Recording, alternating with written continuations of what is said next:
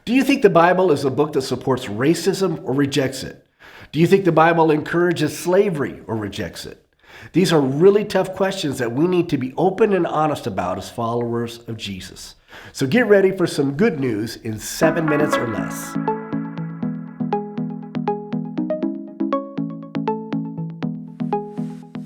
Hi, I'm Pastor Jeremy, and this is your Lesson 7 Bible video, where it is my goal to give you some encouragement from the Bible in 7 minutes or less.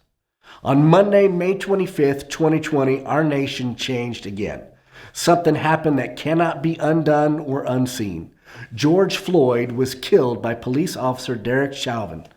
Virtually every person who saw those images were outraged at this miscarriage of justice. This tragedy reignited the racial divide in this country, sparking protests and riots. So, what does the Bible say about racism? Is the Bible a racist book? Unfortunately, many people believe the Bible is racist and that the Bible does condone atrocities like slavery. Now, I'm here to tell you today that is completely untrue. First, let's talk about slavery. I once heard a very famous TV personality discredit the Bible for saying, quote, "Slaves, obey your masters," as if to say we cannot support a book like that. Now, Ephesians chapter 6, verse 5 does say, "Slaves, obey your earthly masters with deep respect and fear. Serve them sincerely as you would serve Christ." So at first glance, it might seem that the Bible is endorsing slavery. But are we talking about slaves like we as Americans think of slavery? No, we're not. The slavery that the Apostle Paul is referring to is when a person would find themselves financially bankrupt. Their only recourse was to sell themselves into servitude and work off their debts. While I'm sure this was a terrible experience for many people, it was not the horrific example of slavery that existed in much of the world until the late 1800s. It is also important to note that the slavery was not race-related, it was financially inflicted. And upon the year of Jubilee, God mandated all of these types of debtors to be released. Slavery, like we know it, where a race of people is enslaved as a race, and for being that race, is seen in the Bible when the children of Israel were enslaved by the Egyptians. God did not and does not condone this. In fact, God led his people out of Egypt and into freedom. This deliverance from slavery is still a major part of both Jewish and Christian theology to this day. The essence of the message of the Bible, both Old Testament and New, is freedom from bondage. Now, what about race? Is God a racist? Does he prefer one race over another? And does he reject anyone based on their race? Absolutely not. And anyone who tells you different doesn't know the whole story. Listen, people are racist. We are by nature afraid of anything we don't understand and that is different than us.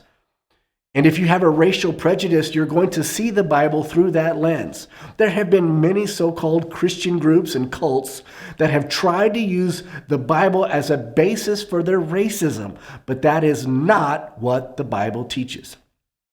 In 1 Corinthians chapter 12, verse 13, it says this: "Some of us are Jews, some are Gentiles, some are slaves, and some are free, but we have all been baptized into one body by one Spirit, and we all share the same Spirit." Racism is a human condition, not a spiritual one.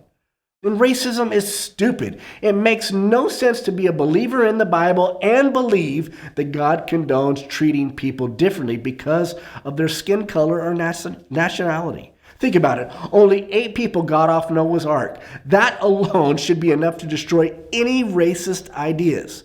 But if you really believe the Bible, then you know that we all come from one man when God created Adam. The New Testament reaffirms this in Acts chapter 17, verse 24. He is the God who made the world and everything in it. From one man, he created all the nations throughout the whole earth. So no matter what color your skin is, you are my brother or sister, and I am yours. Then we read this in Galatians chapter 3. "For you are all children of God through faith in Christ Jesus. And all who have been united with Christ in baptism have put on Christ like putting on new clothes. There is no longer No longer Jew or Gentile, slave or free, male and female, for you are all one in Christ Jesus. Listen, racism is a human creation, not a biblical one. And before you start quoting me places where God punished or resisted a race of people, you need to remember that God was punishing people for their actions and never for the color of their skin. Here is my encouragement for you today. God does not support racism, he destroys it. John wrote about this in his vision of the kingdom of heaven when he said this in Revelation chapter 7, verse 9. After this, I saw a vast crowd too great to count from every nation and tribe and people and language standing in front of the throne and before the Lamb. And that's Jesus. It is time for the people who believe the Bible to be the healing love in our communities. We need to be an example of compassion and love for people of every color and every nationality. Social media has become the anti-social media. People say things that they would never say if they were face to face with another person. So the next post or meme that you think of commenting on or sharing, just stop. Take a minute and ask, will this help heal racism or will it just inflame it? Ask yourself, is your goal to be right and express your opinion, or is it your goal to show the love of Jesus? I hope this was helpful for you today. God bless you and have a wonderful day.